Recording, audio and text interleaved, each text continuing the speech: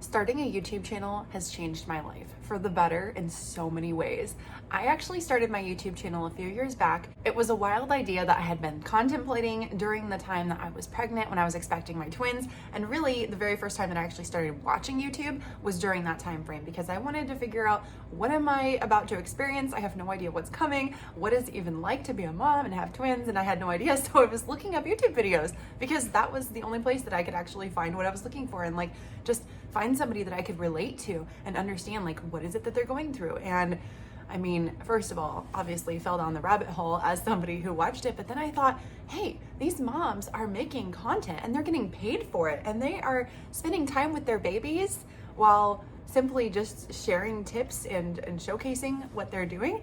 And for me, I was like, okay, I definitely am interested in learning more about this and how that works. And my background already was in marketing. So even though I hadn't done that much on camera before, that was kind of the start of my journey. And that's when I started to go down a different rabbit hole, which is probably the same rabbit hole that you're in right now. And you're looking at a whole bunch of different YouTube videos that are specifically talking about how to grow on YouTube, how it works, how we make money on YouTube, and just overall tips for creators or anybody who's growing and learning how to become that.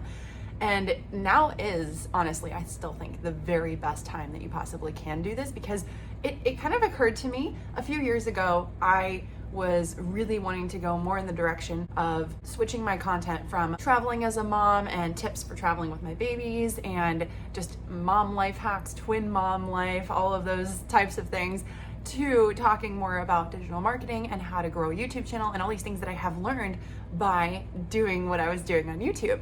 And I stopped because I believed this myth that I was already too late.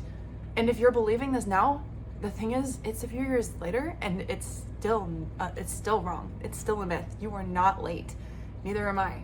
That's what's wild, is it took me a few years to decide that I still do want to make that shift. I still do want to talk about how this journey has changed my whole life and how I know it will continue to change my life if I can just do one thing, and that is to stay consistent and talk about what I want to talk about. Don't let your false beliefs about the algorithm hold you back. Because if you believe, oh, the algorithm isn't going to promote my content, so you just don't make it in the first place, then the algorithm isn't holding you back, you're holding yourself back.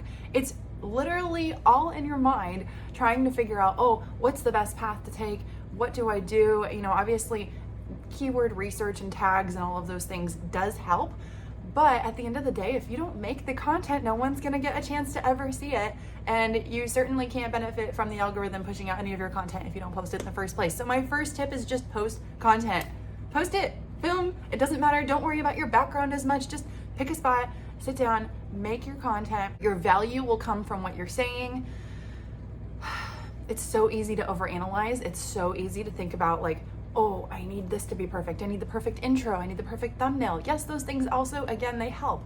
But in the grand scheme of things, just simply getting into a routine of creating content over and over and sharing it with the people. That's another tip that I will say, is create content for people. Don't create content specifically for the algorithm. So when you're thinking about, what do I want to post? Or, what kind of content could I possibly talk about? What is something that I know things about? Well, just go off of your own questions that you were asking yourself before you got to this point in your journey. So what was the last thing that you recently overcame? For me, recently, I really overcame realizing that I'm not late in what I want to talk about. Even though I thought there were a bunch of gurus talking about it several years ago, I thought I was too late. I've realized, one, I've learned even more because I kept doing what I'm good at. I have a professional background in it, and I'm still learning, and things are still changing and evolving and growing, and I am still very much in it, so why not talk about it? And my experience is very different from anyone else's experience out there, just like your experience is different than anybody else who you're competing with or, have similar content to on YouTube. You have to ask yourself, why would somebody want to learn from you? Why would somebody want to hear your experience over someone else's experience? How can you personally help them with your story, with your experience, with everything that you've gone through to get you to the point that you're at now and overcome certain obstacles in life? Showcasing that and sharing your value from a place of authenticity is what is going to change things. And that's why I loop back to, again, just start posting and try to take yourself seriously. Not too seriously. Don't make it into a job, but do hold yourself accountable. So when I first started my YouTube channel, my twins were just a few months old. I had literally just had twin babies. And I remember telling all of my friends and family that I was going to start a YouTube channel. And now I'm not necessarily saying that you have to tell everybody that you know. You don't have to tell anybody at all. I know a lot of people, that's actually what holds them back, is they don't want anybody to know that they're on YouTube. I was excited about it. I was just telling everybody. I was like, hey, everybody, I'm going to start a YouTube channel. And you know, a lot of people did support me. And if I do think that if you're going to launch and you can have like a good amount of people that can come to your channel your very first day when you launch, when you do a few videos at a time, and I can create a whole different video specifically to talk about a launch plan that will help you gain momentum quickly. But if you can have like friends and family come check out your very first couple of videos on your initial launch day, that definitely can give you a little bit of a boost. But at the end of the day, if you don't want to tell anybody, that's okay too. Don't let it hold you back from following the path that you actually want to pursue.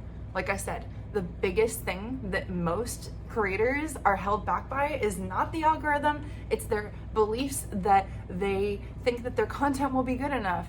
I fell into that category for a while. Or they think that there's too much competition. I also believed this myth for a while. And like I said, your experience is unique. And a lot of times people will resonate with you that won't resonate with these people who have this crazy vast amount of experience. Maybe you're just one step ahead of where this person watching the video needs to be. And to watch something that's more relatable, like I recently saw a lot of content being promoted on YouTube from new YouTubers, people who have literally only been on the platform for under 6 months, and they are growing very fast, getting hundreds of thousands of views.